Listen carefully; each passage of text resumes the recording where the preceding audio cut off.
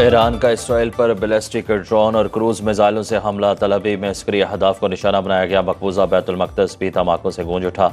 Israel भर में खतरे के सायरन बज उठे। लेबनान से भी इसराइल पर मुतादिद रॉकेट फायर। तलबीब में फायरिंग से 8 इसराइली हलाक, मुतादिद जख्मी। इसराइली सिक्योरिटी काबीना इमरजेंसी बंकर में मुंतकिल। इसराइली जंगी काबीना का हंगामी इजलास तलब। इसराइल के तमाम हवाई अड्डों का फ्लाइट ऑपरेशन मुअत्तल। ईरानी पासरानी इंकलाब ने हमला इस्माइल खनिया और हसन नसरुल्लाह की शहादत का बदला करार दिया। ईरान के इसराइल पर मिसाइल हमलों के बाद गजा और लेबनान में जश्न।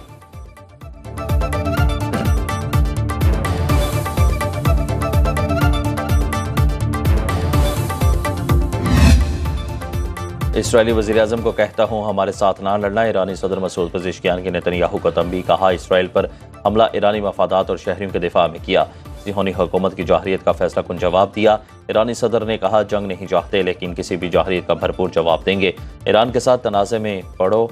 ये हमला हमारी ताकत का सिर्फ एक गोशा था। ईरानी रहबर अयाला अली खामनेई ने कहा कि हक पर चलने वाले कुर्बानियाँ देते हैं, उन्हें शिकस्त नहीं हो सकती। अगला हमला इससे भी ज़्यादा तकलीफदेह होगा। ईरानी रहबर अयाला का इसराइल को उबरानी में इंतबाह।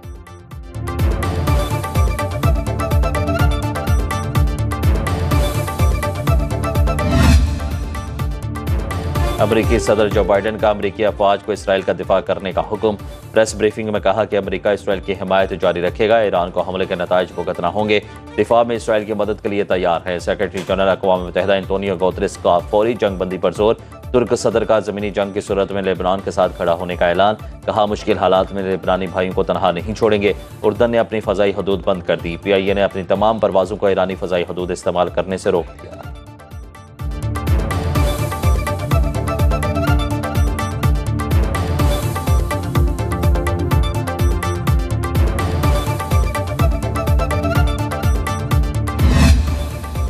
ईरान इसराइल पर हमले के संगीन नताइज भुगतेगा। इसराइल पर हमला नाकाबिल कबूल है। अमरीका ईरानी हमलों की मजम्मत करता है।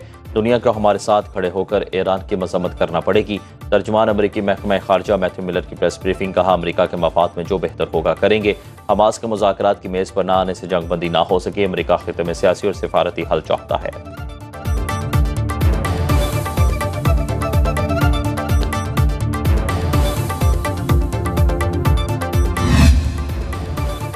दुनिया आग की लपेट में। अमरीकी सदारती उम्मीदवार ट्रंप ने बाइडन इंतजामिया को मशरिक़ वस्ता में कशीदगी का जिम्मेदार करार दे दिया। अपने एक बयान में डोनाल्ड ट्रंप ने कहा अमरीका की कोई क़यादत नहीं, मुल्क चलाने वाला कोई नहीं। अमरीका के पास जो बाइडन की सूरत में एक गैर जिम्मेदार सदर है, मुंतखब होकर मशरिक़ वस्ता में अमन कायम करा दूंगा।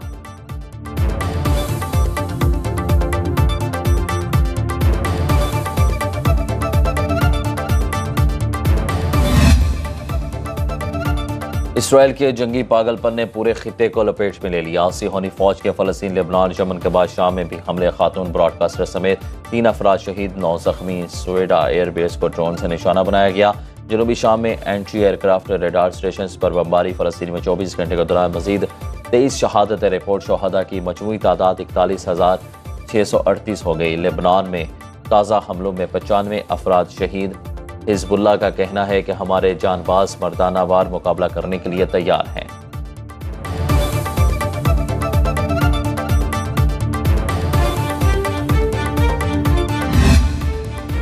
सियालकोट में दरीना दुश्मनी पर गोलियां चल गईं, 7 अफराद कत्ल। फायरिंग का वाकया थाना कलाकार अलवाल के इलाके में पेश आया। पुलिस ने जाए वक़ुआ से शवाहिद जमा कर लिए। DPO ने मुलजिमों की फौरी गिरफ्तारी के लिए टीमें तश्कील दे दी। IG पंजाब का डॉक्टर उस्मान अनवर का नोटिस। RPO गुजरावाला से रिपोर्ट तलब।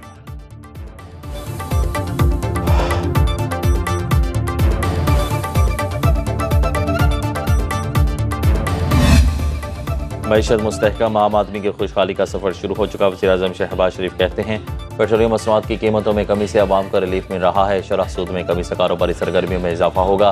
पाकिस्तान के डिफ़ॉल्ट की ख्वाहिश करने वालों का मनसूबा नाकाम हुआ। पूरी कौम ने एक गिरोह की नाअहली की वजह से मुश्किलात काटी। IMF प्रोग्राम के इजरा से मईशत में मज़ीद इस्तेहकाम आएगा। वज़ीर-ए-आज़म का महंगाई की शरह कम होने पर इज़हार तशक्कुर।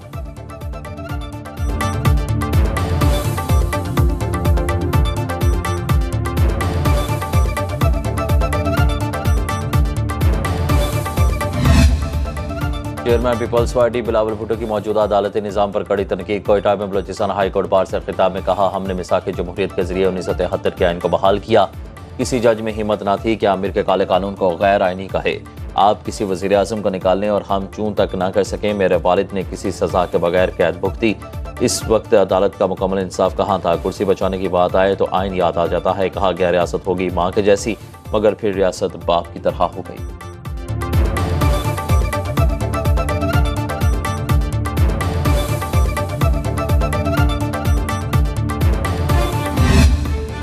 आईनी अदालत में जस्टिस फायज ईसा बैठे या जस्टिस मंसूर अली शाह, हमें कोई मसला नहीं। आईनी तरमीम की जदोजहद मौजूदा चीफ जस्टिस के लिए नहीं कर रहा।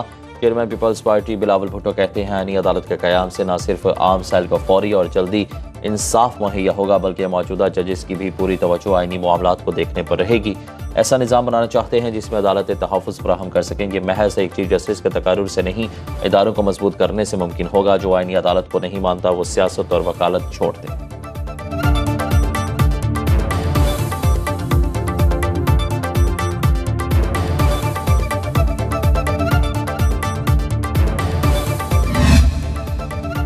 लगता है 63A का फैसला तहरीक अदम एतमाद को गैर मौसर बनाने के लिए था। तहरीक अदम एतमाद में वोट को ना गिना जाए तो वज़ीर आज़म को हटाया ही नहीं जा सकता। इस तरह तो आर्टिकल 95 गैर फ़ाल हो गया। सुप्रीम कोर्ट में आर्टिकल 63A नजरसानी केस की समाअत के दौरान चीफ जस्टिस काजी फायज ईसा के रिवाक्स कहा, राय शुमारी कराई ही इसलिए जाती है कि वोट गिना जाए। जो लोग पार्टियां नहीं बदलते उन्हें ज़मीर वाला समझें या नहीं, किसी के ज़मीर का मामला तय करना मुश्किल है। बानी पीटीआई के वकील अली जफर ने बेंच की तश्कील पर एतराज़ उठा दिया।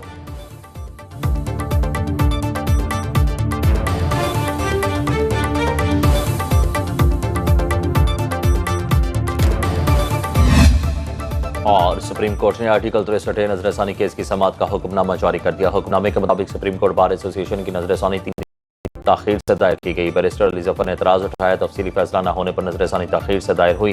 रजिस्ट्रार ऑफिस मालूम करे कि तफसीली फैसला कब जारी हुआ। सदर ने बजाते खुद वज़ीर आज़म के एडवाइस पर रेफरेंस भिजवाया। दौरान समाअत कुछ सवालात सामने आए। सवालात पर फरीकैन को मुआवनत की हिदायत की जाती है। फरीकैन बरतानिया, अमरीका समेत दीगर ममालिक में इनहराफ की हैसियत से आगाह करें। सुप्रीम कोर्ट का 5 रुकनी बेंच आज फिर समाअत करेगा।